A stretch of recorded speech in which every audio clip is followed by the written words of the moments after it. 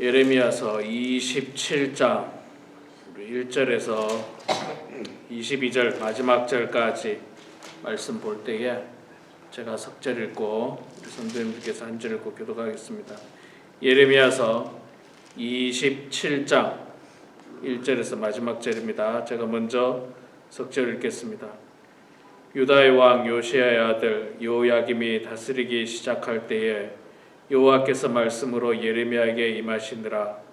여호와께서 이와 같이 말씀하시되 너는 줄과 멍에를 만들어 내 목에 걸고 유다의 왕 시드기야를 보러 예루살렘에 온 사신들의 손에도 그것을 주어 에돔의 왕과 모압의 왕과 암몬 자손의 왕과 두로의 왕과 시돈의 왕에게 보내며 그들에게 명령하여 그들의 주에게 말하게 하기를 만군의 여호와 이스라엘의 하나님께서 이와 같이 말씀하시되 너희는 너희 주에게 이같이 전하라.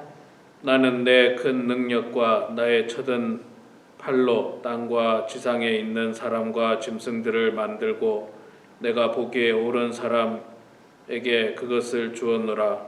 이제 내가 이 모든 땅을 내 종 바빌론의 왕 느부갓네살의 손에 주고 또 들짐승들을 그에게 주어서 섬기게 하였나니 모든 나라가 그와 그의 아들과 손자를 그 땅의 기한이 이르기까지 섬기리라.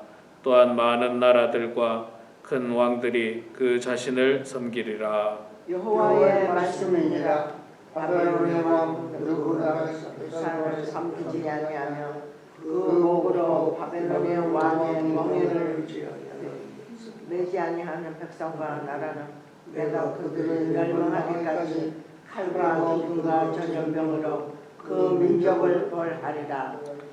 너희는 너희 선지자나 복술가나 꿈꾸는 자나 술사나 요술자가 이르기를 너희가 바빌론의 왕을 섬기게 되지 아니하리라 하여도 너희는 듣지 말라. 그들은 너희에게 거짓 예언하여 너희가 너희 땅에서 멀리 떠나게 하며 또 내가 너희를 몰아내게 하며 너희를 멸망하게 하느니라.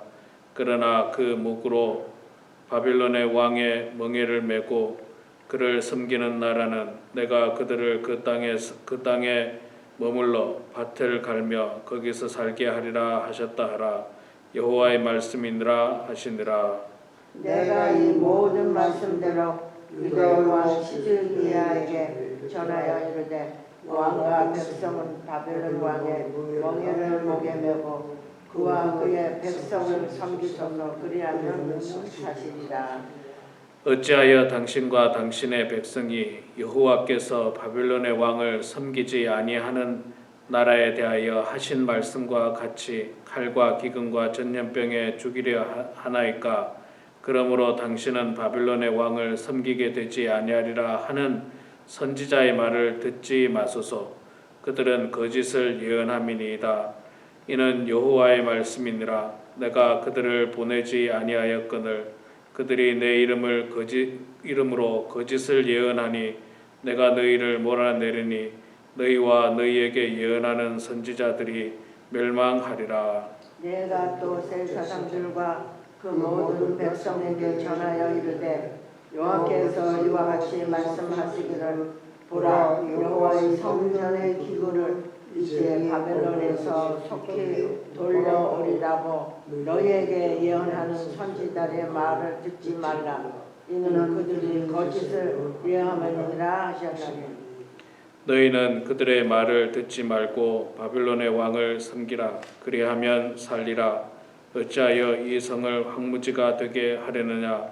만일 그들이 선지자이고 여호와의 말씀을 가지고 있다면 그들이 여호와의 성전에와 유다의 왕의 궁전에와 예루살렘에 남아있는 기구를 바빌론으로 옮겨가지 못하도록 만군의 여호와께 구하여야 할 것이니라.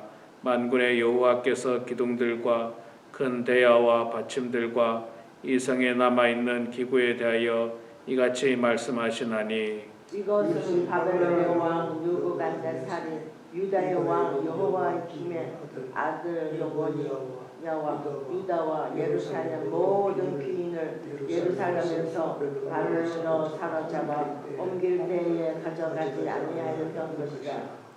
만군의 여호와 이스라엘의 하나님께서 여호와의 성전과 유다의 왕의 궁전과 예루살렘에 남아있는 그 기구에 대하여 이와 같이 말씀하셨느니라. 그것들이 바벨론으로 옮겨지고 내가 이것을 돌보는 날까지 거기에 있을 것이니라. 그 후에 내가 그것을 올려와 이곳에 그것들을 되돌려 두리라. 여호와의 말씀이니라. 아멘. 네, 오늘 또 이 새벽에 나오신 우리 장로님 권사님 축복하고 환영합니다. 네, 어제는 정말 죄송하게 됐습니다. 정말 죄송하고 처음 이런 일이 있었네요. 예, 안경을 안 가져서 말씀을 전할 수가 없어서 대단히 죄송합니다. 안경을 끼니까 참 잘 보이네요. 예, 글씨도 잘 보이고 잘 보이는데 이 사람이 나이가 들면 모든 육체의 기능이 약해지는 것은 큰 병이 아니고 이게 자연스러운 현상입니다. 다 아시다시피 특히 우리 한국 사람들 눈이 많이 빨리 나빠지고 저도 옛날에 눈이 참 좋았거든요. 눈이 아주 좋았고 안경 당연히 안 꼈었고 근데 이제 30 후반 40대니까 이제 눈에 노안이 오는 거죠. 눈에 노안이 오면서 이제 안 보이기 시작하더니 벌써 이제 10여 년이 흘러버렸습니다. 눈만 노화가 오는 게 아니라 우리 피부도 노화가 오고 또 귀도 노화가 오고 육신의 어떤 오장육부도 다 사실은 노화가 옵니다. 이게 20대처럼 10대처럼 그렇게 생생할 수는 없어요. 겸손하게 받아들이고 도움을 받을 건 도움을 받아야 됩니다. 안경이 필요하면 안경을 써야 되고 또 보청기가 필요하면 보청기를 써야 되고 지팡이가 필요하면 지팡이를 써야 되고요. 휠체어가 필요하면 휠체어가 써야 됩니다. 근데 우리 한국 분들은요 그런 걸 굉장히 창피해하고 부끄러워하고 아이고 목사님 그렇게 되면 교회를 안 나가야죠. 그런 분도 계세요. 근데 미국 교회를 보면요 산소통을 메고 오시는 분도 많아요. 이렇게 코에 산소통 메고 오시는 분들 많고 가끔 어디 라스베가스나 이런 데 가서 보면 산소통 메고 카지노 하시는 분도 계시더라고요. 그런 분도 계시는데 그 산소통이 필요할 때도 있습니다. 우리가 나이가 들면 또 육신이 점점 약해지면 호흡이 딸려서 산소통이 필요할 때도 있는데 그러면 교회 안 나가야죠. 그거는 제가 볼 때는 옳지 않습니다. 나갈 수 있을 때까지 열심히 나가고요. 정말 나갈 수 없을 때는 가정에서 영상으로 우리가 예배 드리지만 도움을 받아야 됩니다. 도움을 받지 않으면 우리의 그 육신의 기능이 제대로 발휘를 하지를 못하죠. 자, 이스라엘 백성들은요, 눈은 있었지만 보지를 못하는 민족이었어요. 귀는 있었지만 이게 다 퇴화가 됐는지 듣지를 못하는 민족이었어요. 자, 그게 안타깝죠. 그래서 결국은 나라가 망하게 되는 아주 비참한 그런 결과를 맞이하게 됩니다. 자, 오늘 예레미야서 27장에 보면요, 이제 나라가 완전히 기울어졌습니다. 바벨론이라고 하는 큰 제국이 일어나서 이스라엘뿐만 아니라 주변의 모든 나라들을 집어삼키고 있습니다. 오늘 말씀에 나오고 있죠. 오늘 말씀에 보면 유다, 이스라엘만 선언한 게 아니고 다른 나라 왕들에게도 에돔 왕, 모압 왕, 암몬 왕, 또 두로 왕, 시돈 왕, 이 모든 나라에게 말하기를 너희들 그 힘 가지고 안 된다. 이제는 바벨론의 느부갓네살 왕에게 항복하고 그를 섬기라. 그렇게 예레미야 선지자가 이야기를 합니다. 선포를 합니다.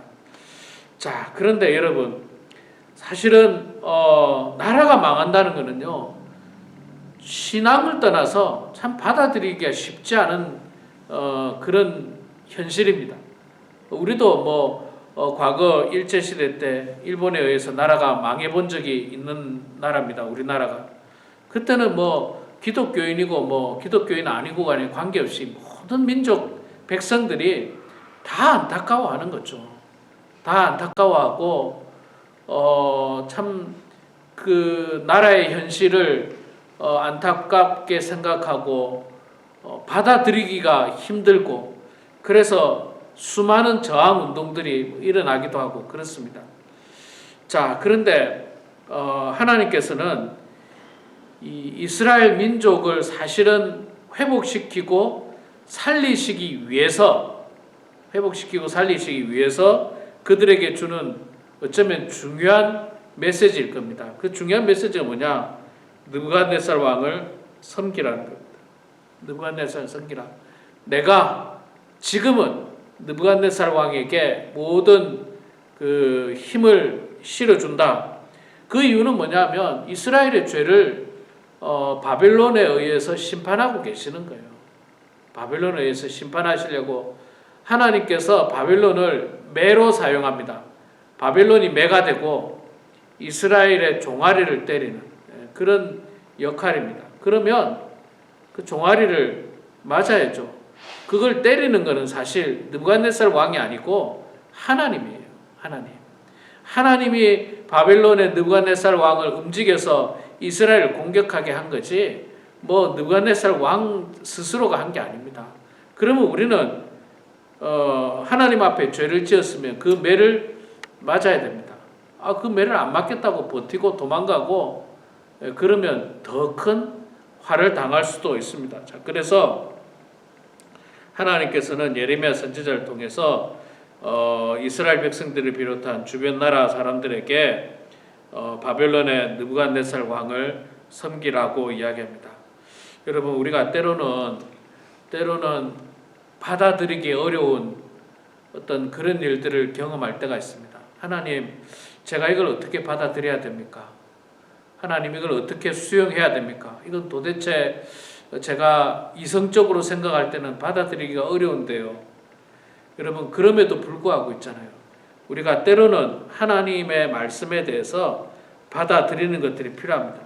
예레미야 선지자가 말한 이 항복하라고 하는 것은요, 이 굴복하라는 뜻이 아니고 순종하라고 하는 뜻입니다. 예레미야가 말한 항복은 굴복이 아니고 순종하라는 뜻이고 또 절망이 아닌 소망입니다. 소망이에요. 다시 이스라엘을 회복시켜 주시기 위한 소망이지 이스라엘을 완전히 멸망시키고자 하는 그런 어떤 절망의 메시지가 아닌 것입니다. 여러분 우리가 뭐 때로는 우리 속담에도 그런 말이 있죠. 뭡니까? 일보 전진을 위한 이보 후퇴 이런 말도 있지 않습니까? 또 개구리가 멀리 뛰기 위해서는 잠깐 움츠려야지, 약간 움츠려야지 멀리 뛸 수 있다는 거. 어찌 보면 이스라엘 백성들을 하나님께서 더 크게 사용하시기 위하여 지금 시련과 고난을 주시는 겁니다. 성공한 많은 사람들도 이렇게 보면요, 태어나서부터 계속 성공하는 사람도 물론 있겠지만 많은 경우 진짜 성공한 사람들의 어떤 과거를 살펴보면 참 고난과 역경도 그들에게 있다는 거예요. 완전히 망하는 경우도 있다는 거예요. 완전히 망해가지고 다시 일어나게끔 하는 그런 경우도 많은 사람들을 통해서 보게 하는데 하나님께서 지금 이스라엘 백성들을 그렇게 회복을 시키고 계시는 겁니다. 사실은 이렇게까지 안 올 수는 있었지만 그러나 이스라엘 백성들이 도저히 정신을 못 차리니까 눈이 있어도 보지 못하고 귀가 있어도 듣지 못하니까 하나님께서 이제 마지막의 방법으로 매를 드신 거예요. 매를. 우리가 부모가 자녀를 때리고 싶은 부모가 어디 있습니까? 아무도 자녀를 때리고 싶은 부모는 없습니다. 그냥 자녀를 너무너무 사랑하기 때문에 귀하게 하지만 그런데 그 자녀가 정말 그 부모의 마음을 깨닫지 못하고 망나니처럼 그렇게 죄악 가운데 나쁜 행실과 나쁜 행동으로 산다면 정말 부득이 매를 드는 거예요.